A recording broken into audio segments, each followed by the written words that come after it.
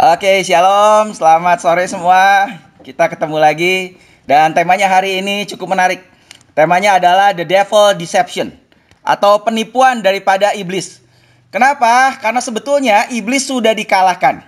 Kenapa? Dia memberontak dan kemudian kalah dan sama Tuhan dibuang ke bumi. Jadi sebetulnya dia sudah kalah. Tapi hari ini senjata utama daripada iblis itu sebetulnya adalah penipuan. Jadi dia pakai cara untuk menipu.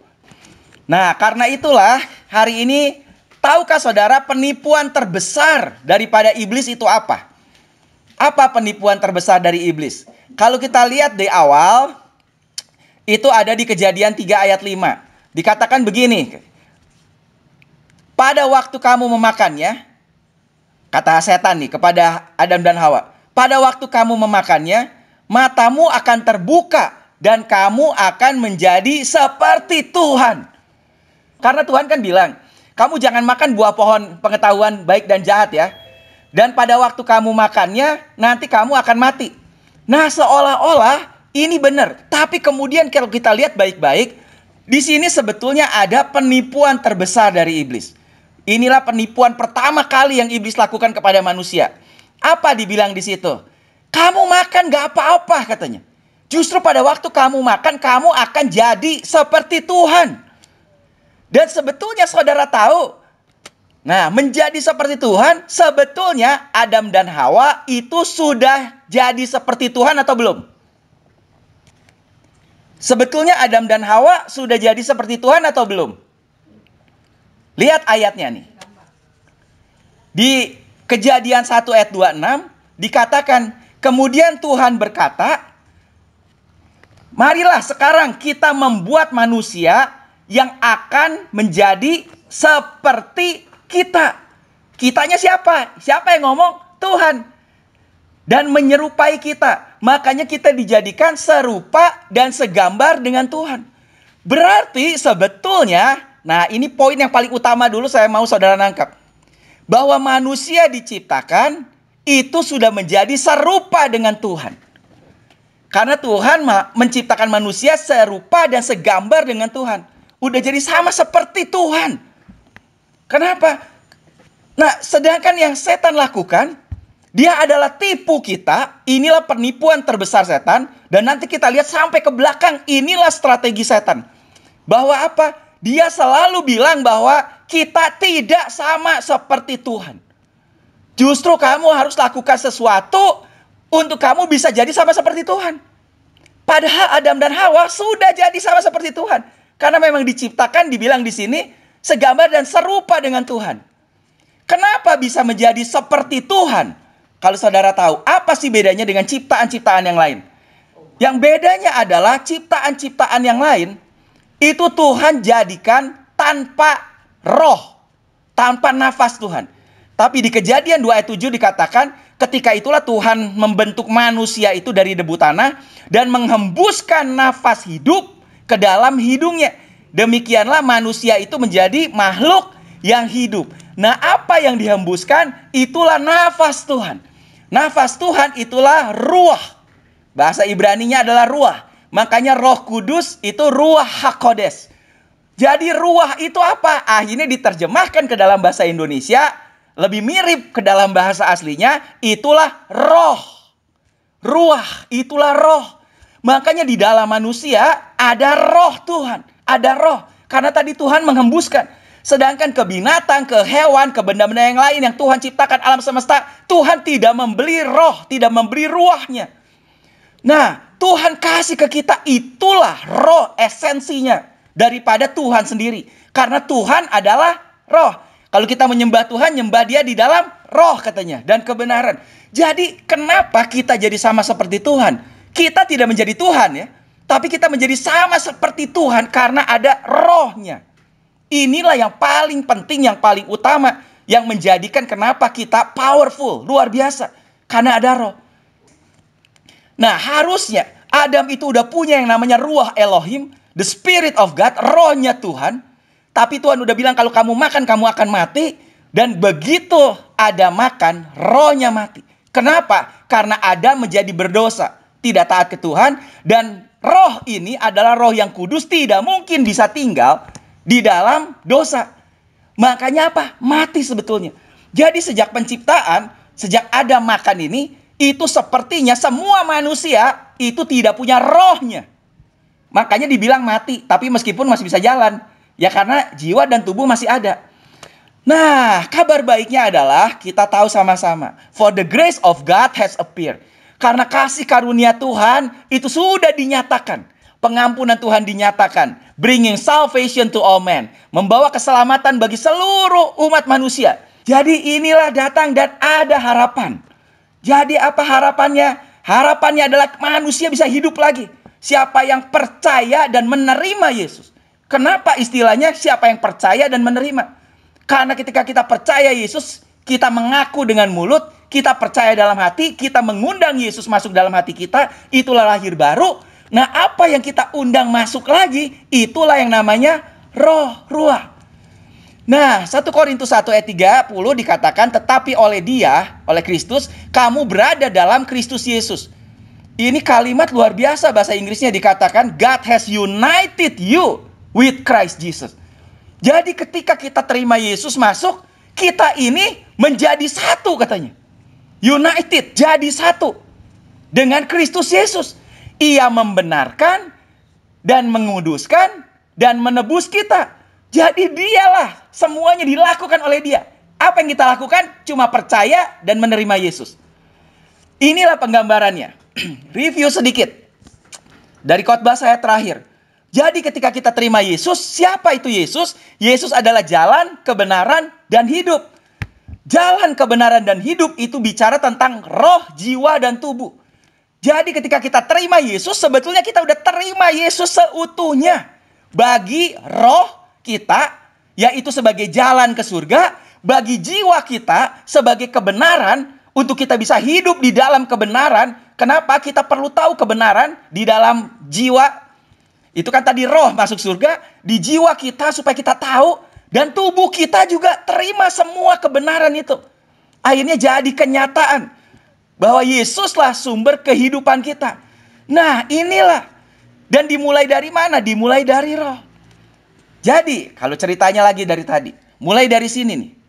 Bahwa Tuhan menciptakan Adam dan Hawa itu segambar dan serupa, sama. Karena punya roh. Tapi karena kena tipu sama iblis, manusia jatuh dalam dosa, statusnya sekarang jadi hamba dosa itu. Justru diikat. Dan kalau manusia tidak mau terima Yesus, akhirnya gimana?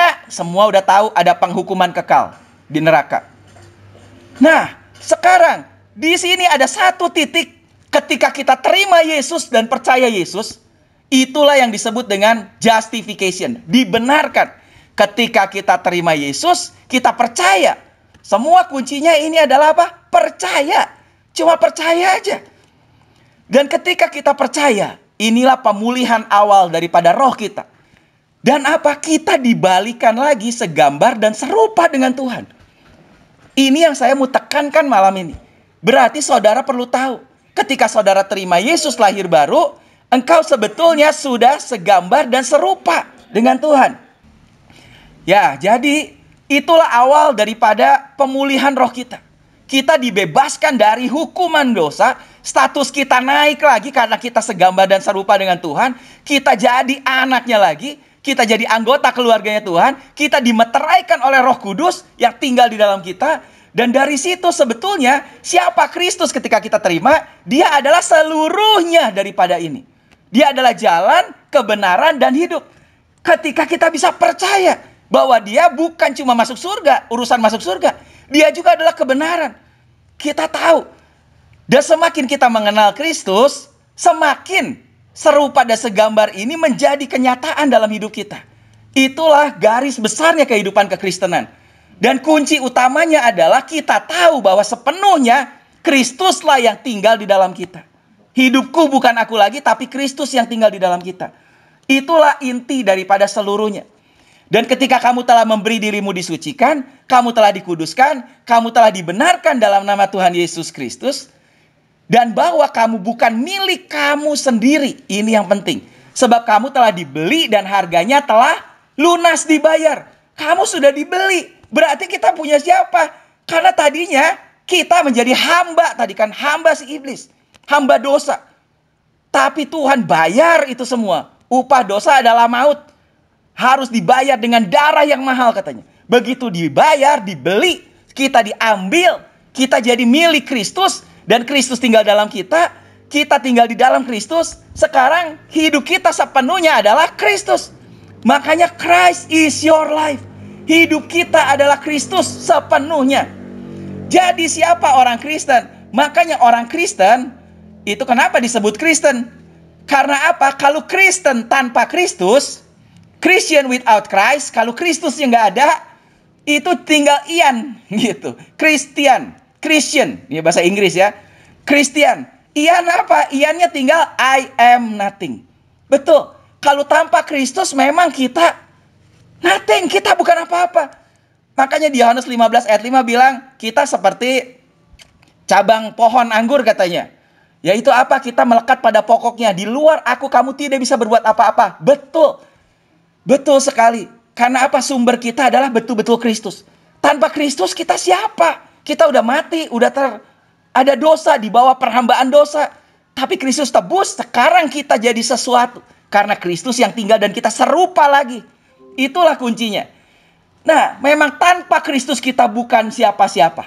Tapi kabar baiknya hari ini saudara perlu tahu, you are never without Christ. Kita ini nggak pernah tidak bersama dengan Kristus. Nah, ini lagi satu lagi. Deception daripada iblis. Dia selalu mau membuat kita sadar bahwa kita itu kekurangan atau lebih rendah. Tidak sama seperti Kristus. Itu aja senjatanya. Saya mau kasih tahu. Sekali saudara jadi orang Kristen, saudara terima Yesus. Yesus nggak pernah keluar dari hidup saudara, kecuali saudara usir, kasarnya gitu. Jadi kita tidak pernah without Christ. Kita nggak pernah tidak bersama Kristus. Tapi iblis selalu bilang, kalau kamu berbuat dosa, wah itu Yesus keluar dari hidup kamu. Makanya jangan berdosa. Apa undang lagi, keluar masuk, tidak begitu. Nah itulah tipuan daripada iblis. Serasanya sepertinya kok kita jauh dari Kristus ya. Salah besar, itu perasaan saudara. Kita nggak pernah jauh dari Kristus. Kristus selalu dekat, bahkan Kristus adalah hidup kita. Tidak pernah dia tinggalkan kita. Selalu ada. Nah yang kena tipuan lagi, itulah bahayanya strategi iblis. Jadi kita perlu tahu, diteguhkan di 1 Yohanes. Kalau tadi di perjanjian lama dibilang apa? Ruahnya dikasih kepada hidung kita, masuk dalam kita. Tapi kemudian kita berdosa, mati. Dan sekarang ketika kita terima Yesus lagi, dan demikianlah kita ketahui, berarti harus tahu bahwa Tuhan ada di dalam kita, yaitu roh yang telah Ia karuniakan kepada kita.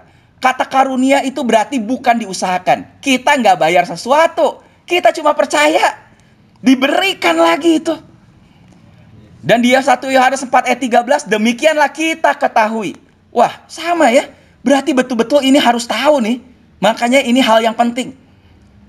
Kita ketahui bahwa kita tetap berada di dalam Tuhan. Dan dia di dalam kita. Kita tetap berada dalam Tuhan. Gak bisa kita lepas dari Tuhan. Dia selalu ada. Dan Ia telah mengaruniakan lagi. Mengaruniakan kita mendapat bagian dalam rohnya. Ruahnya, itulah kehidupan. Karena kehidupan itu ada di roh. Kalau nggak ada roh, ya nggak hidup semua. Nah ini adalah sumber kehidupan yang kekal, itu adalah roh. Roh Tuhannya dibalikin lagi ke kita. Dan roh itu katanya, Roma 8 ayat 11, ini luar biasa sekali. Dan jika roh dia yang telah membangkitkan Yesus dari antara orang mati, diam di dalam kamu, karena sekarang udah ada dalam kita lagi, maka Ia, roh itu yang telah membangkitkan Kristus Yesus dari antara orang mati, akan menghidupkan juga tubuhmu yang fana itu oleh rohnya yang diam di dalam kamu. Akan menghidupkan lagi apa? Tubuh kita. Tubuh jasmani kita. Wow, itulah sebabnya saya mau kasih tahu saudara. Saudara terima Yesus, efek saudara itu adalah kepada roh, jiwa, dan tubuh. Seutuhnya kita terima. Dan Tuhan mau kita ngerti ini supaya apa? Kita bisa memerintah dalam hidup. Karena sekarang kita serupa dan segambar lagi dengan Kristus. Sama seperti Tuhan, begitu powerful. Makanya Tuhan mau kita experience the abundant life yang Tuhan udah siapkan buat kita. Kan kita terima Yesus, dia adalah jalan, kebenaran, dan hidup. Dia adalah roh, jiwa, dan tubuh. Seutuhnya kita terima semua. Dia mau kita berkuasa justru. Seperti Tuhan menciptakan seluruh alam semesta. Dan berkuasa, dia kasih kuasanya kepada Adam katanya. Berkuasalah atas seluruh bumi. Waktu dia hembuskan rohnya. Hari ini juga sebetulnya itulah yang sedang terjadi atas hidup kita. Tapi menyedihkannya saya lihat. Banyak orang Kristen gak sadar ini. Kenapa? Sekali lagi. Tipu muslihat iblis selalu mulai dari awal muasalnya dunia. Apa yang dia lakukan kepada Hawa, dia lakukan juga kepada orang-orang percaya hari ini. Dia selalu bilang apa? You lack something. Engkau kekurangan sesuatu. Engkau tidak cukup kudus. Engkau tidak cukup layak. Engkau tidak cukup berkuasa. Engkau nggak terlalu hebat. Engkau nggak bisa apa-apa. Salah besar. Karena saudara lihat diri saudara. Harusnya saudara lihat Kristus yang ada dalam kita. Kita luar biasa. Betul. Dan hari ini kalau saudara bilang, tapi kok saya belum lihat ya? Ibrani 11 ayat 3 balik lagi. Karena iman kita harus ngerti. Iman itu adalah percaya meskipun kita tidak melihat. Dengan iman kita harusnya ngerti bahwa alam semesta telah dijadikan oleh firman Tuhan. Siapa firman? Firman itu adalah Kristus sendiri. Pada mulanya adalah firman. Firman-nya ada dalam kita. Berarti sekarang kita tinggal ngomong. Ngomong. Karena apa yang kita ngomong kan sebetulnya seperti Kristus dalam kita ngomong. Apa yang saudara mau terjadi atas hidup saudara, declare it. Apalagi kalau firman-nya tertulis. Setiap janjinya. Saudara declare every promise of God. Declare semua janji-janji Tuhan. Karena alam semesta dijadikan oleh firman. Sehingga apa yang kita lihat telah terjadi dari apa yang tidak dapat kita lihat. Saudara perlu tahu semua yang saudara mau lihat. Sebetulnya itu sudah terjadi. Tapi saudara belum bisa lihat. Karena apa? Itu terjadi di dalam alam roh. Dalam hal spiritual. Kalau pengen terjadi, gimana sekarang katanya? Kita percaya dengan itu. Itulah percaya pada kebenaran. Dan kemudian kita memperkatakan. Itulah kata-kata iman. Memperkatakan percaya dan berkata-kata katanya. Ketika kita percaya, kita berkata-kata. Dan itulah yang akan mulai bisa kita lihat terjadi. Nah, jadi jangan sampai tertipu iblis. Iblis pengennya selalu bilang bahwa Tuhan belum kerjakan sesuatu dalam hidup saudara. Makanya banyak khotbah itu mengkhotbahkan what God can do for you. Banyak khotbah mengkhotbahkan apa yang Tuhan bisa lakukan bagi saudara. Sekilas serupa, sekilas sepertinya benar. Tapi sebetulnya secara teologis ini adalah salah satu tipuan daripada iblis. Karena ketika saudara mempertanyakan apa yang Tuhan bisa lakukan ya buat saya. Saudara berarti tidak percaya bahwa Tuhan sudah mengerjakannya semua. Padahal Tuhan sudah mengerjakannya. Ketika kita terima Yesus, dialah kehidupan kita. Jalan kebenaran dan hidup. Roh, jiwa, tubuh, semuanya. Belum kelihatan karena saudara perlu percaya dan perkatakan itu. Jadi jangan pertanyakan ini. Belum lagi ada yang mulai tanya lagi. Apa ya yang saya harus lakukan? How to receive God's blessing? Apa yang saya harus lakukan untuk saya bisa terima berkat Tuhan ya? Oh mungkin saya harus berdoa lebih banyak. Oh mungkin saya harus berpuasa lebih banyak. Bukan berarti saya bilang jangan berpuasa dan gak perlu berdoa. Bukan. Tapi adalah konsep kebenarannya saudara harus tahu. Bahwa apa? Tuhan sudah memberkati saudara luar biasa. Tuhan sudah mengerjakan sesuatu sampai selesai. Makanya dia bilang, it is finished. Sudah selesai. Tapi belum kelihatan kita butuh percaya. Seperti kita percaya Yesus dan terima Yesus untuk keselamatan kita. Demikianlah kita perlu percaya pada setiap firman dan perkataannya yang sudah dia ngomong dan pasti akan kita terima. Karena setiap janjinya adalah iya dan amin dalam hidup kita. Jadi sebetulnya semua berkat, semua itu sudah terjadi. Jangan tertipu. Nah inilah tipuannya. Kita ini akan menjadi seperti apa yang kita pikir. Jadi kalau saudara berpikir tadi bahwa Tuhan belum kasih ke saudara, saudara nggak akan pernah terima itu. Kalau saudara berpikir bahwa saya sih memang nggak bisa apa-apa, itulah yang saudara akan terima. Kalau saudara pikir, wah memang saya sih orang berdosa terus. Padahal tadi dibilang Yesus sudah tebus saudara. Saudara adalah orang benar di dalam Kristus. Tapi kalau saudara selalu berpikirnya salah, saudara selalu mengaca, lihat diri saudara secara jasmani. Saya kan memang gak bisa apa-apa, saya gak lulus SMA, saya orang miskin, saya begini, saya begitu. Sebetulnya saudara salah ngaca. Karena apa? Sebetulnya siapa sih diri saudara? Nah, inilah yang kemarin saya sempat sampaikan. Itulah bahayanya tidak percaya. Itulah dosa terbesar. Saudara harus mulai percaya siapa kita. Ketika kita terima Yesus, sebetulnya yang kita lihat adalah Kristus. Makanya ayatnya bilang apa? Beholding Christ. Setiap hari itu kita harus lihat Kristus. Bahwa Kristuslah kehidupan kita. Galatia 2 ayat 20 bilang, hidupku bukan aku lagi, tapi Kristus yang tinggal di dalamku. Hidupku udah bukan aku lagi. Jadi setiap ngaca saudara harus lihat bahwa kehidupan saudara itu adalah kehidupan Kristus. Yang tidak kekurangan apapun, yang serupa dengan Kristus, yang powerfulnya juga sama dengan Kristus. Makanya Jesus is not a window showing us who we can become. Ini penting. Yesus itu bukan sekedar jendela yang kasih lihat kita seperti apa kita bisa jadi. Salah besar. Ini salah satu tipuan lagi. Kadang banyak yang ngajarin gitu. Jadi kita harus jadi sama seperti Kristus, itu berarti kita harus mengusahakan sesuatu. Salah besar. Hari ini saudara sudah jadi sama serupa dengan Kristus. Jangan mau ditipu lagi seperti Hawa. Hawa udah jadi sama seperti Tuhan tuh. Dan iblis masih bilang, kalau kamu makan nanti kamu akan jadi sama seperti Tuhan. Malah apa? Malah kacau. Malah sebetulnya dia nggak percaya. Malah dia sekarang jadi hamba daripada iblis. Sekarang juga saudara perlu tahu bahwa yang kita lihat Yesus itu bukan kita lihat untuk kita menjadi seperti itu. Tapi sebetulnya Jesus is the mirror showing us who we are. Yesus itu adalah seperti cermin yang kasih lihat kita siapa kita sesungguhnya. Jadi waktu kita lihat Kristus itu bukan target kita. Kita sudah jadi. Justru semakin kita lihat Kristus kita harus tahu.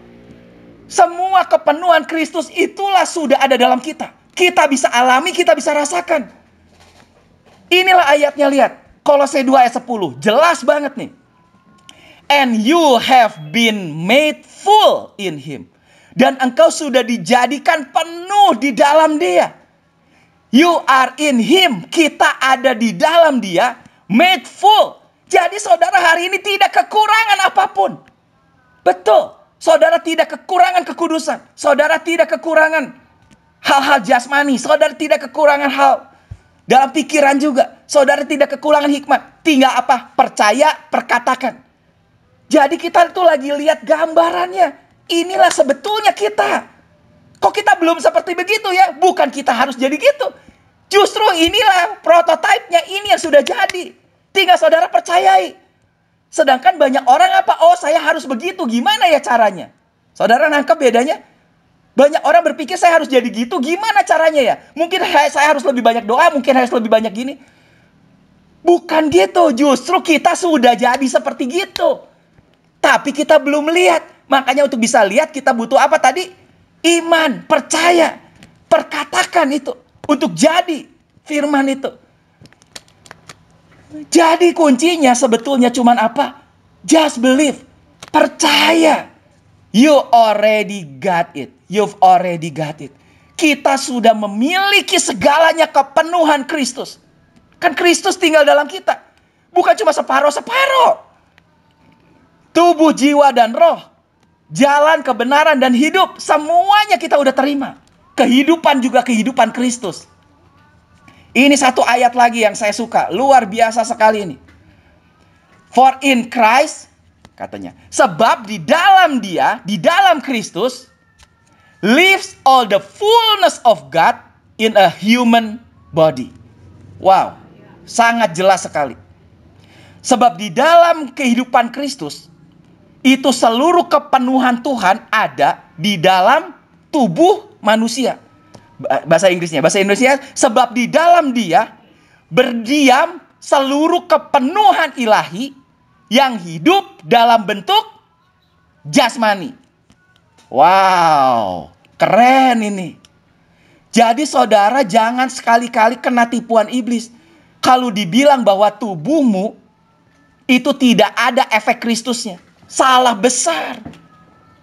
Karena kepenuhan Kristus itu sudah berdiam di dalam tubuh jasmani, human body, tubuh manusia. Wow. Dan nih, lihat ayat berikutnya, keren. Kamu telah menjadi penuh dalam dia. Bahasa Inggrisnya, so you also are complete through your union with Christ. Kamu sudah komplit, sempurna. Melalui apa? Melalui menjadi satu dengan Kristus. Ya iya kan, hidupku bukan aku tapi Kristus. Berarti sempurna gak? Sempurna. Itulah yang harus kita sadari.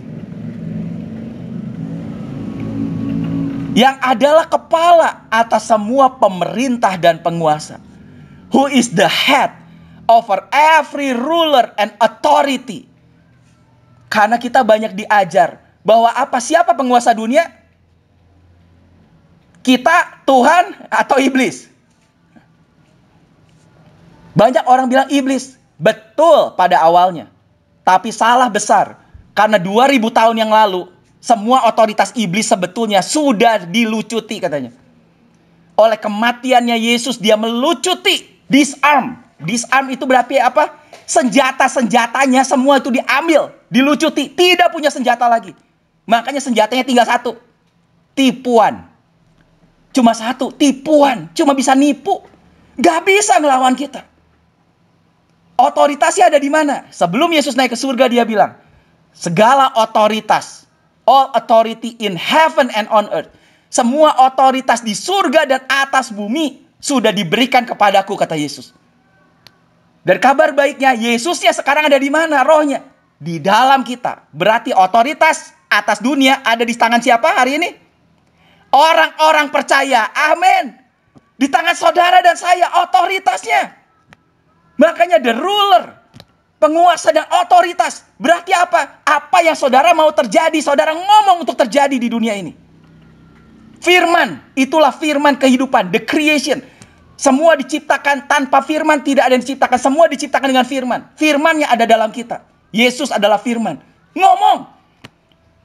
Otoritasnya juga ada dalam kita. Wow. Kalau saudara ngerti, luar biasa. Saudara belum lihat, ngomong. Itulah. Semua kepenuhan Kristus sudah ada dalam tubuh manusia. Bentuk jasmani kita. Ada satu cerita. Ceritanya apa? Gimana sih cara seorang pawang gajah menaklukkan seekor gajah yang begitu besar? Yang beratnya mungkin bisa 5, 6 kali, bahkan 10 kali daripada berat si pawang itu. Tapi kok bisa tunduk ya? Ternyata caranya adalah, sejak kecil, gajah itu diikat pakai tali. Yang cukup kuat. Talinya cukup kuat buat gajah kecil. Waktu dia mau jalan, nggak bisa jalan. Dia jalan lagi, nggak bisa jalan. Terus nggak bisa jalan. Sampai akhirnya begitu dia bertumbuh terus sampai tambah besar. Begitu dia ngerasa ada tarikan tali, dia langsung tahu apa? Oh, saya nggak bisa lebih jauh lagi daripada tali ini. Saya nggak bisa lakukan hal yang lebih daripada tali ini. Ada tali yang membatasi saya. Itulah yang terjadi. Padahal gajah punya kekuatan yang luar biasa. Dan sebetulnya tali itu dengan gampangnya dia bisa putuskan. Tapi kenapa? Karena dari kecil dia punya satu paradigma. Yang selalu dia berpikir bahwa apa? Gak bisa. Itulah tipu muslihat iblis dalam kehidupan orang-orang percaya. Yang saya lihat. Makanya hari ini saya mau bongkar semuanya itu. Banyak tipuan iblis dalam pemikiran kita. Yang membuat kita bilang apa? Gak bisa. Kita hidup sehat bisa gak? Gak bisa. Katanya, kenapa kita gak lihat percaya penuh pada firman, apa yang firman bilang dulu? Kalau firman bilang sekalipun 1000 rebah di kiri, 10.000 rebah di kanan itu tidak akan menimpamu. Kenapa kita gak lebih percaya pada apa yang ditulis itu? Makanya the elephant is held back not by the puny rope. Sebetulnya gajah itu tertahan, itu sebetulnya bukan karena tali yang kecil. Kenapa tali kecil sih bisa diputusin? Tapi apa yang menghambat gajah? But by its belief system. Tapi adalah masalah pada apa yang dia percayai. Apa yang kita percayai. Apa yang gajah itu percaya, dia percaya apa? Saya nggak bisa ngalahin, putusin itu tali. Buktinya dari kecil saya udah coba. Dan itulah akhirnya kehidupan dia seperti begitu. Nah, orang-orang percaya hari ini, itulah tipu muslihat iblis yang iblis tanamkan dalam kehidupan kita. Kamu itu nggak bisa untuk bisa sehat. Kamu tuh nggak bisa ngusir setan. Kamu tuh nggak bisa hidup benar. Kamu tuh nggak bisa ngalahin ini itu. Kamu tuh nggak bisa sembuh dari penyakitmu. Kamu tuh nggak bisa. Semua itu sebetulnya ada di mana? Ada di pikiran kita. Padahal powernya kita itu seperti gajah lawan tali kecil. Makanya Smith Wigglesworth ngajarin, there is nothing impossible with God. Tidak ada yang mustahil bagi Tuhan, dan tidak ada yang mustahil bagi orang yang percaya, yang bersama dengan Tuhan. Berarti kita yang bersama dengan Tuhan, sekarang di mana Tuhan? Tadi saya bilang, di dalam kita, kita tidak pernah kehilangan Tuhan. Tuhan selalu ada dalam kita. Berarti bagi kita tidak ada yang mustahil. Amin. Katakan amin dulu. Saudara harus punya belief yang benar. Kita tidak ada yang mustahil. Tapi gimana ini buktinya kok saya sakit? Gimana ini buktinya saya ngalami ini? Gimana buktinya saya ngalami itu? Itu your belief. Harus dikalahin dulu. Tidak ada yang mustahil bagi kita yang bersama dengan Tuhan. Dan kalimat berikutnya bilang, all the impossibility is with us when we measure God by the limitation of our unbelief. Tetapi semua kemustahilan itu, kenapa hari ini bersama dengan kita? Padahal bagi orang yang percaya, tidak ada yang mustahil. Tidak ada yang mustahil bersama dengan Tuhan. Tapi kenapa banyak hal yang mustahil hari ini kita alami? Itu adalah ketika kita membatasi Tuhan dengan segala sesuatu yang kita tidak mau percaya atau tidak bisa percayai. Ketika saudara pikir, nggak mungkin ya saya bisa sembuh. Saya kan udah 10 tahun. Nah, pembatasan itulah yang akhirnya apa? Terjadi dalam hidup kita. Sayang kan? Padahal apa? Semua kesehatan udah ada, tersedia. Kekuatannya udah ada, kekuatan gajah. Tapi saudara selalu berpikir, karena buktinya juga saya udah berdoa 10 tahun gak sembuh tuh. Berarti sama kayak gajah, udah 10 tahun dari dulu juga saya gak bisa lepas dari tali. Hari ini saudara harus ngerti, sebetulnya kita bisa terima hal yang lebih luar biasa dari itu. Karena memang tujuan Tuhan datang ke dalam dunia. Yohanes 10 ayat 10 bilang, I have come that you may have life and have it more abundantly. Aku datang supaya kamu punya hidup dan mempunyainya lebih berlimpah-limpah, katanya. More. Jadi kalau kemarin gini harusnya kita ada jauh tambah luar biasa kelimpahan itu. Kelimpahan dalam kesehatan tambah luar biasa. Kelimpahan dalam materi tambah luar biasa. Kelimpahan dalam pengertian kita ke Tuhan lebih luar biasa. Itulah tujuan Tuhan datang. Dan itulah tujuan saya khotbah. Supaya saudara tahu kehidupan yang Tuhan sediakan udah luar biasa. Kehidupan yang powerful, luar biasa. Yang dahsyat, itulah kehidupan yang Tuhan sudah siapkan. Makanya Yohanes 14 ayat 12, Yesus sudah ngomong tuh. Jauh-jauh hari, bahkan sebelum Yesus tinggalkan kita, dia udah ngomong. Sesungguhnya barang siapa percaya kepadaku nih. Kamu percaya, terima Yesus. Ia akan melakukan juga pekerjaan-pekerjaan yang aku lakukan, kata Yesus. Bahkan pekerjaan-pekerjaan yang lebih besar daripada itu. Bisa. Kamu akan lakukan hal yang lebih besar. Kalau Yesus ngusir setan, kita juga bisa. Kalau Yesus nyembuhin orang sakit, kita juga bisa. Kalau Yesus bangkitin orang mati, kita juga harus coba. Seberapa iman kita? Saya juga lagi belajar sama-sama. Cuman apa? Setelah Tuhan bukakan, saya mau belajar mempraktekkan. Mulai memperkatakan. Banyak yang gagal, masih banyak yang gagal juga. Tapi apa? Kita sama-sama belajar. Kebenaran adalah kebenaran. Dan hari ini jangan kena tipu muslihat iblis lagi. Dibodoh-bodohin terus. Kenapa? Dia udah gak punya apa-apanya. Betul. Dia cuma punya apa? Punya tipuan doang. Itu aja. Dan kalau Yesus bilang kamu bisa lakukan pekerjaan yang aku lakukan. Bahkan pekerjaan yang lebih besar daripada itu. Amin. Bisa. Dan di Matius 21 ayat 21. Makanya Yesus menjawab mereka. Aku berkata kepadamu. Sesungguhnya jika kamu percaya dan tidak bimbang. Berarti problemnya banyak orang gak percaya dan bimbang. Ini aja. Tapi sesungguhnya jika kamu percaya dan tidak bimbang. Itu dulu. Kamu bukan saja akan dapat berbuat apa yang kuperbuat. Kata Yesus. Dengan pohon ara itu contohnya. Waktu itu Yesus ngutuk pohon ara langsung kering. Tetapi juga jikalau kamu berkata kepada gunung ini. Ada gunung, dia tunjukin nih gunung ini. Beranjaklah dan tercampaklah ke laut katanya. Maka hal itu akan terjadi. Wow.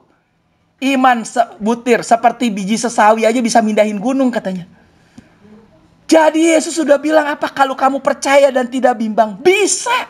Karena apa? Siapa yang ada dalam kamu hari ini? Makanya hati-hati dengan unbelief. Kita bimbang, gak percaya, ragu-ragu semua. Unbelief, ketidakpercayaan itulah the barrier of God's greater blessing. Itulah adalah penghambat untuk berkat Tuhan yang luar biasa dalam hidup kita yang sebetulnya sudah ada. Itulah penghambatnya. Yang perlu adalah sekarang kita mengenal lebih lagi siapa sih Kristus. Makanya hari ini saya sampaikan dia ada dalam kita. Ketahuilah itu. Jadi sekali lagi, success is not measured by what you have. Kesuksesan itu tidak ditentukan pada apa yang kita punya hari ini. Salah besar. Saudara sebenarnya sudah punya, tapi saudara belum lihat aja itu. Dan apa yang kelihatan terjadi dari apa yang tidak kelihatan. Lewat apa? Iman katanya. Kesuksesan terjadi adalah ketika saudara punya siapa yang saudara miliki dalam hidup saudara. But by who you are with. Dan dengan siapa saudara hidup hari ini. Hidup kita sesungguhnya adalah bukan aku lagi, tapi Kristus sepenuhnya. Makanya Yusuf, contohnya, was a successful man. Ayatnya bilang di Kejadian 39. Yusuf itu adalah orang yang berhasil, sukses dalam hidupnya. Karena Tuhan menyertai dia. Hari ini saudara tidak pernah tidak disertai Tuhan. Sekali lagi, saudara tidak pernah tidak disertai Tuhan. Karena Tuhan selalu ada dalam saudara. Berarti apa? Saudara sukses pasti itu. Pasti. Dan yang Tuhan mau kita memerintah dalam hidup ini. We reign in life through Christ Jesus. Roma 5 ayat 17. Ini kesimpulan terakhir. Sebab jika oleh dosa satu orang, maut telah berkuasa oleh satu orang itu, yaitu Adam. Maka lebih benar lagi, mereka yang telah menerima kelimpahan kasih karunia dan anugerah kebenaran akan hidup dan berkuasa oleh karena satu orang itu, yaitu Yesus Kristus. Sekarang kita sudah terima itu semua. Berarti hari ini kita sudah terima kelimpahan kasih karunia dan anugerah kebenaran. Oleh Yesus kita bisa memerintah bersama dengan Kristus. Siapa yang bisa lawan kita? Makanya lagunya bilang tidak ada. Gak ada yang bisa lawan kita. Jadi hari ini see yourself the way God sees you. Lihatlah diri saudara seperti Tuhan melihat siapa saudara. Siapa yang Tuhan lihat? Kristus, anaknya yang sempurna. Itulah dia melihat kita. Kan kita apa tadi? United katanya. Kita menjadi satu betul-betul dengan Kristus. Dia lihat kita adalah seperti lihat anaknya. Makanya dia panggil kita juga apa? Kita yang percaya Yesus, kita diangkat menjadi anak-anak Tuhan. Anak-anak Bapa di surga. Dia lihat kita seperti lihat anaknya, seperti lihat Yesus. Kan udah jadi satu. Nah sekarang kita lihat diri kita juga begitu. Bahwa kita adalah Kristus. Anak Bapa di surga. and experience all He has for you. Dan alamilah segala sesuatu yang Tuhan sudah adakan di dalam diri kita. Semua yang sudah terjadi meskipun kita belum bisa lihat nih. Makanya kehidupan kita, kata Tuhan, kehidupan orang percaya, you are a journey from glory to glory. Kehidupan kekristenan adalah kehidupan dari kemuliaan pada kemuliaan, pada kemuliaan, pada kemuliaan. More abundant, tambah berlimpah. Dari kemuliaan pada kemuliaan. Semakin kita ngerti, semakin kita alami, semakin kita perkatakan, semakin kita alami itu semua. Itulah.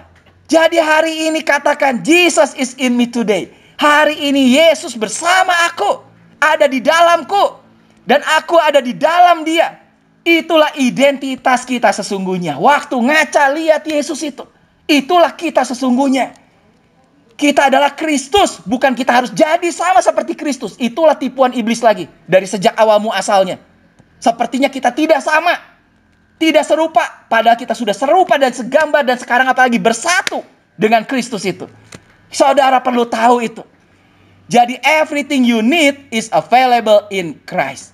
Segala sesuatu yang kita butuhkan sudah tersedia di dalam Kristus. Amin. Because of what He did for you.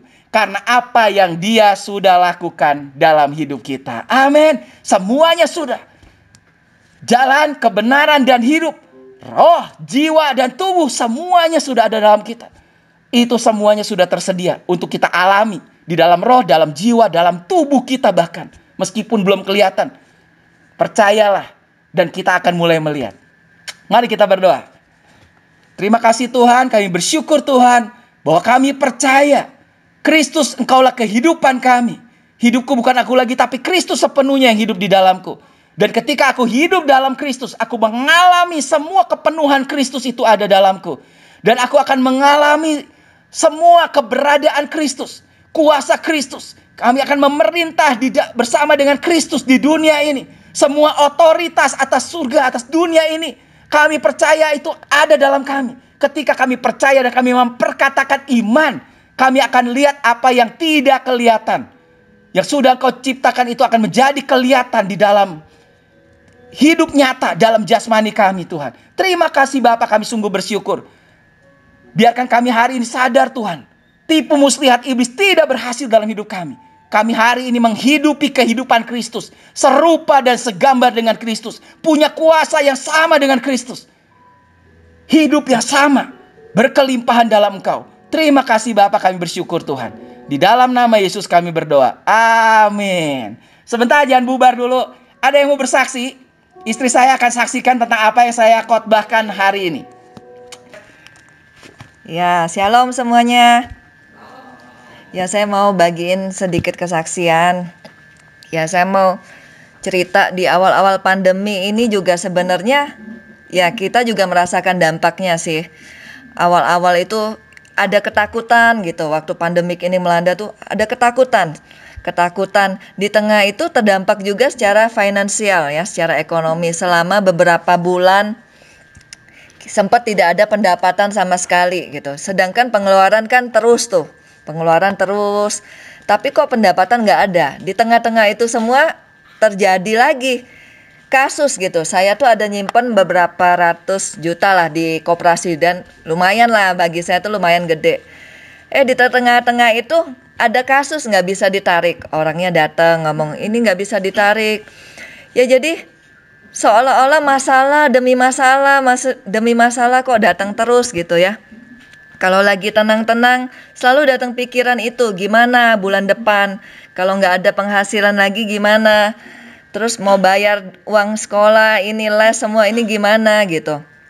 Nah, terus mulai berpikir, kenapa ya Tuhan? Seolah-olah semua tuh kok selalu salah ya. Usaha ini salah, simpan duit di sini salah. Padahal kan firman Tuhan ngomong, apapun yang kamu perbuat akan berhasil. Tapi kok ini kenyataannya malah sebaliknya gitu. Kok semuanya serba salah gitu. Nah, waktu itu saya tuh sadar gitu. Nah, mungkin inilah yang iblis mau ya. Dia mau kita tuh meragukan Tuhan dan janji-janjinya. Dengan membuat kita tuh fokus dengan keadaan-keadaan di sekitar kita. Masalah-masalah yang kita hadapin gitu. Waktu saya sadar ini, ya saya ambil keputusan waktu itu. Saya harus lebih banyak lagi dengar firman Tuhan. Ya hidup saya tuh nggak boleh dikontrol oleh keadaan yang terjadi atas saya. Nah mulai saya perbanyak dengar firman Tuhan tiap hari. Sampai fokus saya itu beralih gitu. Yang dari keadaan saya, yang saya fokusin cuma keadaan saya, masalah saya. Tiba-tiba fokus saya beralih ke janji firman Tuhan gitu. Walaupun masalah itu tetap ada ya. Masalah yang saya hadapi itu nggak langsung beres, tetap ada. Tapi tiba-tiba, nah ini luar biasanya ya. Sebentar, Dre, yang Andre bocor, Dre. Suaranya. Ya. Ya, tapi tiba-tiba tuh berubah gitu. Dan itu tuh berubah tuh dari dalam ya. Tiba-tiba ada damai sejahtera gitu. Yang tadinya takut dengan pandemik, tiba-tiba mulai muncul keberanian dan gak takut. Terus semua ketakutan finansial itu tuh tiba-tiba tuh hilang gitu. Tiap ada pikiran khawatir masuk, ya sebagai manusia ya jujur aja itu gak gampang juga ya. Selalu muncul tuh kekhawatiran. Tiba-tiba iblis mulai nyerang lagi. Kekhawatiran lagi, disuruh saya fokus lagi dengan masalah. Ya tiap ada pikiran itu cepat-cepat saya ganti aja gitu. Setiap diserang saya cuma ngomong, Tuhan, saya mau percaya sekalipun saya belum melihat. Saya percaya apapun yang saya lakukan berhasil. Ya itu aja yang saya percaya, yang saya kadang perkatakan gitu. Ya, tapi saya mau katakan ya teman-teman, Tuhan itu Tuhan yang setia loh. Dengan semua janji-janjinya dalam beberapa bulan, tiba-tiba saya merasakan ya itu hidup saya berubah gitu. Tiba-tiba Tuhan bukakan usaha baru yang luar biasa dan ada investasi yang udah lama tuh kayaknya nggak tahu lah ini bener apa. Akhirnya tuh juga menghasilkan gitu. Bahkan kalau saya renungkan ya, di tengah pandemi ini justru saya melihat wow, karya Tuhan tuh luar biasa dalam hidup saya gitu. Di tengah-tengah pandemi ini justru saya melihat benar-benar Tuhan itu Tuhan yang setia, Tuhan yang luar biasa, Tuhan yang memegang janjinya tuh benar-benar gitu. Banyak sekali potensi-potensi yang selama ini terpendam, justru di tengah pandemi itu kayak keluar semua gitu. Ya kuncinya ya yang saya pelajari juga ya kita rilis, kita keluarin aja. Kalau kita tuh percaya janjinya, kita rilis aja. Kalau dibilang Christ in me, the hope of glory, ya kita percaya aja dan keluarin aja dan rilis aja. Jadi saya percaya saya sehat, saya pasti berhasil karena Christ in me. Jadi apapun yang saya kerjakan, saya pasti berhasil. Itu yang saya terus tanemin dan waktu kita ambil keputusan buat percaya pada janjinya, percayalah itu akan terjadi di alam natural kita. Karena Tuhan sudah sediakan semua yang kita perlukan. Itu kan secara teorinya Tuhan tuh udah sediakan semua yang kita perlukan di alam spirit, di alam roh. Tapi waktu kita percaya, sebenarnya itu hanya soal waktu ya. Hanya soal waktu, semua yang sudah Tuhan sediain di alam spiritual itu akan terjadi juga di alam natural kita, di alam jasmani kita. Sampai kita akan lihat itu terjadi. Ya itu sih. Itu yang saya mau bagiin malam ini. Terima kasih, semoga bisa jadi berkat. Jadi ini 2 minggu yang berat buat saya, terutama keluarga dari kakak adik saya, karena tepat di tanggal 2 minggu lalu itu si papa tuh masuk rumah sakit. Jadi masuk rumah sakit, vonisnya ada tumor di usus, jadi harus saat itu malam itulah dioperasi. Kami pikir itu cuman mengangkat tumor yang menghambat usus, that's it gitu, udah. Jadi beberapa hari bisa pulang habis operasi, karena kami pikir itu kayak kesannya seperti operasi sesar, ibu-ibu yang habis lahiran gitu. Beberapa hari boleh pulang lah. Ternyata keluar dari rumah sakit, si bapak tuh drop banget, harus masuk ICU beberapa hari, harus masuk yang nggak bisa divisit lah sama kita. Jadi selama di ICU pun udah berhalusinasi, udah kemana-mana lah, udah nggak jelas ngomongnya apa. Secara usia dokter bilang ya usia memang sudah hampir 80, kondisi kena obat bius kayak gitu ya wajar lah gitu. Tapi kok beberapa hari di ICU si bapak tuh berontak gitu, pengen pulang, sampai tangannya itu diikat karena infus dan semua obat-obatan, pokoknya yang di jantung, alat-alat semuanya mau dilepas. Jadi tangan kiri kanan kita lihat cuma di foto itu kok kayak tahanan gitu. Si bapak tuh kasihan, bapak udah tua. Dan tiba-tiba malam-malam lagi masih di HCU, jadi udah keluar dari ICU, masuk ke HCU, ada telepon dari dokter jaga yang menyatakan jantungnya juga kena. Jadi ada serangan jantung beberapa hari itu yang tidak diketahui gitu. Itulah yang menyebabkan si bapak itu berhalusinasi ada di mana gitu, nggak tahu. Malam itu dokter menyatakan yang nggak bisa apa-apa lagi, karena kalau misalnya harus pasang ring lagi nggak mungkin, karena itu beroperasi perut, operasi besar, mungkin harus operasi jantung lagi dengan usia yang seperti itu. Kalau malam ini dokter cuma bilang ya ini malam inilah penentunya gitu, kehidupan si bapak akan lanjut atau enggak. Jadi dia nggak sarankan untuk masuk ruang operasi lagi untuk pasang ring. Jadi keputusannya kita harus menandatangani kalau tidak akan ada tindakan-tindakan lain yang tiba-tiba kalau menyatakan ada henti jantung gitu. Jadi saat itu semua kami menangis. Jadi kami malam ini harus berserah gitu, harus menyerahkan si bapak gitu. Sampai malam itu kami putuskan untuk telepon gereja untuk doa penyerahan. Jadi menyerahkan si bapak gitu sama Tuhan. Adalah ini waktu terakhir gitu. Malam itu jam 1 malam saya sama si Andre ke rumah sakit. Saya pikir itu adalah pertemuan saya yang terakhir, jadi saya ya udah tuh kan pokoknya ke situ malam itu. Habis si Andre ke situ udah doa, nggak mungkin si bapak kayak gitu, si Andre ngajakin doa kita beriman kalau si papa itu kuat dan bisa melalui semua ini. Pas datang ke sana, si bapak juga antara ini kenal siapa anaknya, kenal nggak kenal, lagi ada di mana gitu. Sedih ngeliat kayak gitu, keadaan kayak gitu. Tapi di saat itu si Andre bilang, ayo kita berdoa, ayo kita serahkan bapak sama Tuhan. Dia yang pimpin doa. Pokoknya kita malam itu beriman kalau bapak akan sembuh, bapak akan sehat lagi. Puji Tuhan, pagi-paginya secara dahsyat dokter yang bilang semuanya itu terserah malam ini. Pagi-pagi bapak bisa sehat, bisa duduk, bisa makan sendiri. Itu malam, pokoknya perubahan 180 derajat yang dialami itu bikin kami kaget gitu, bikin kami wow, Tuhan itu benar-benar. Saat itu beriman, iman kami itu ternyata iya dan amin itu benar gitu.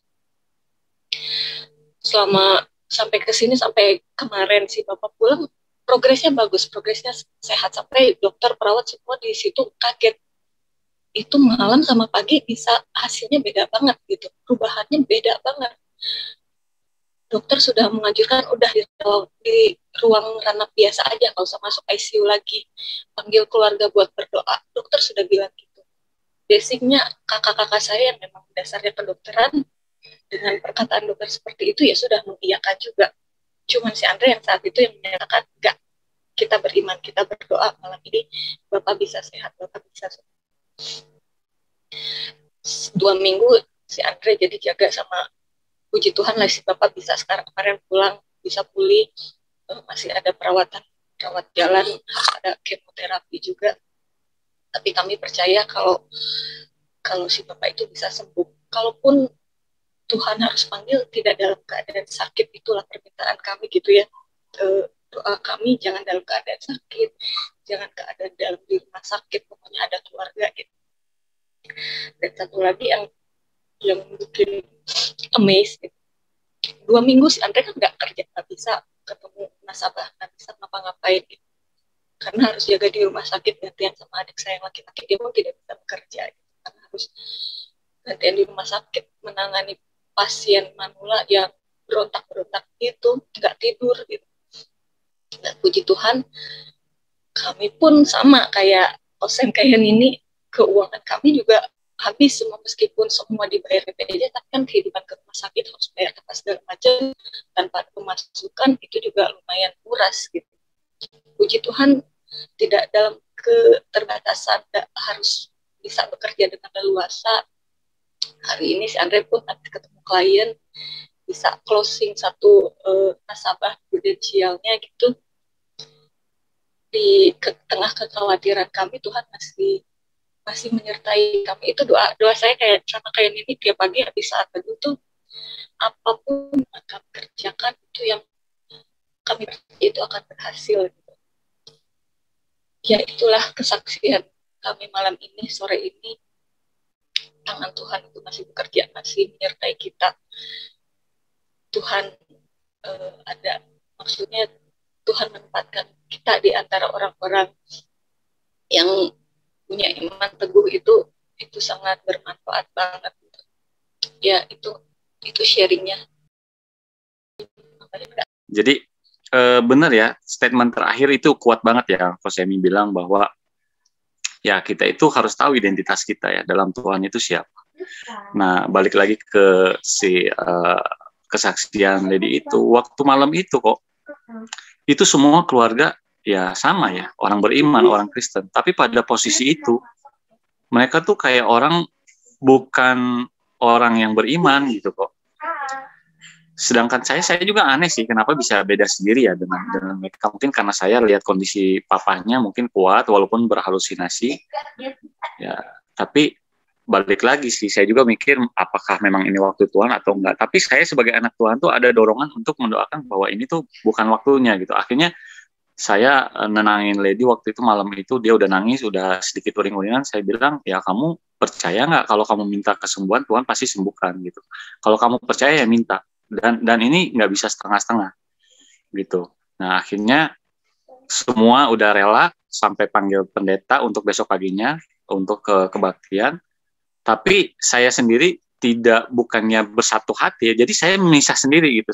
Saya yakin bahwa ini bukan waktunya. Akhirnya saya berdoa. Nah, tapi saya berdoa waktu itu, saya doanya simple sih. Saya bilang, Tuhan, kalau Tuhan berkenan, Tuhan tahu apa yang saya mau. Gitu. Tuhan tahu apa yang saya pengen. Saya pengennya Tuhan Bapak ini sembuh di sini. Kalaupun misalkan waktu Tuhan, tapi nggak di sini. Waktunya saya pengen itu Bapak itu sembuh walaupun dalam keadaan usus di luar ya, dalam pakai kolostomi. Tapi saya kebayangnya itu Bapak di rumah sehat, kumpul sama anak-anak, main sama cucu, sama anak, bisa seperti semula, bisa seperti biasa, bisa ngobrol dalam keadaan sadar. Nah, waktu Tuhan kalau misalkan udah harus dipanggil ya dalam keadaan itulah. Intinya rest in peace, nggak dalam keadaan sakit. Tuhan tahu apa yang saya. Nah, itulah saya. Tapi Tuhan, saya kembalikan lagi ke kedaulatan Tuhan. Kalau misalkan memang rencana itu seperti ini, waktunya ini ya silahkan. Tapi kalau misalkan saya bisa minta, saya minta seperti itu.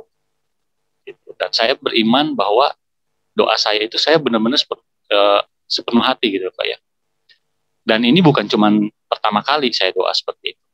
Sebelum-sebelumnya juga pernah dan mujizat itu instan ya. Besok paginya tiba-tiba sesuai dengan yang didoakan. Nah, akhirnya saya sampai saat itu percaya sekali gitu. Sampai akhirnya saya terdorong untuk jaga 24 jam nggak tidur untuk cek kondisi fisik Bapak, kondisi vitalnya. Cek semakin kesini, apalagi malam itu semakin lama semakin baik. Sampai pagi-paginya itu ada dari gereja mereka datang untuk ibadah perpisahan gitu. Bapak tuh happy gitu, senang gitu melihat dan sadar nggak ngigo gitu. Nah, satu hal yang saya pelajari dari situ sebetulnya gini, saya balik lagi ya, saya cerita bahwa ya tadi kok saya bilang iman sekecil sebiji sesawi aja bisa memindahkan gunung. Terus Nini lagi tadi juga cerita ya tentang iman. Nah, buat saya sendiri yang sudah membuktikan bahwa iman itu sebetulnya alat untuk kita tuh kan sudah menerima anugerah. Nah, iman itu sebetulnya alat untuk kita ambil anugerah itu. Jadi buat saya sih, saya ambil iman itu buat saya menerima anugerah yang Tuhan sudah berikan. Itulah buat saya iman untuk sekarang. Itu sih, makanya buat saya sukacita sekali, bukan karena saya berhasil ya, tapi saya melihat bahwa saya juga dapetin sesuatu dari situ. Saya bilang, pada saat saya berdoa itu saya merenung ya, waktu jaga 24 jam itu saya merenung, kenapa manusia harus hidup di dunia ini? Kalau memang toh kita tujuannya kan surga. Kalau misalkan kita harus meninggal, harusnya happy dong. Kan kita anak Tuhan, udah pasti ke surga. Kenapa kita takut meninggal? Kenapa kita nggak mau meninggal aja? Saya merenung gitu. Dan jawabannya saya sedikit damai juga. Tuhan bilang, kamu itu di dunia. Ya saya ngerasanya Tuhan ngomong seperti itu ya. Kamu itu nggak tahu hati saya yang ngomong, tapi saya merasanya Tuhan tuh bilang, kamu itu di dunia, kenapa harus diberkati? Kenapa harus mengalami kesembuhan? Kenapa harus beda walaupun kamu mengalami penderitaan? Kenapa kamu harus kuat? Karena kamu itu harus jadi saksi. Pada saat waktunya kamu selesai jadi saksi, pasti kamu akan pulang. Nah, dari situ tuh saya, makin tajam gitu. Berarti aku itu hidup, aku itu diberkati, aku itu mengalami kesembuhan, mengalami sesuatu yang supranatural yang bisa diimpartasikan ke alam jasmani, itu supaya semua orang melihat bahwa betapa besarnya Tuhan kita dan bedanya kita. Jadi hidupnya itu memang hidup jadi saksi. Itu sih. Keren. Betul banget. Jadi saya juga dapat bagus, Dre. Jadi buat apa sih memang kita hidup di dunia? Kalau sekarang kita udah tahu Kristus dalam kita, itulah waktunya orang bisa melihat Kristus yang ada di dalam kita. Itulah sebabnya kenapa kita hidup hari ini. Tapi dari kitanya, makanya kita harus ngalami dulu. Kita punya pikiran yang sudah dimerdekakan. Kita tahu sebetulnya siapa kita. Dan kita lagi mau kasih lihat Kristus. Ini loh sebetulnya. Semuanya itu sebenarnya tujuan hidup kita adalah kita mencerminkan, menggambarkan Kristus yang ada dalam kita kelihatan. Ya, jadi saya harap sekali lagi semua yang dengar firman hari ini, kita jangan dengar sampai devil deception itu, tipuan-tipuan iblis, bahwa sebetulnya kita belum dapat, kita belum harus raih, harus berusaha, harus kerja. Sebetulnya nggak apa, tinggal percaya. Betul tadi Andre sama Lady. Cuman apa? Percaya, kita berdoa, firman bilang apa, ya udah kita ngomong aja. Dan ternyata apa? Itu terjadi. Dan kita bisa lihat semua itu jadi kemuliaan bagi Tuhan.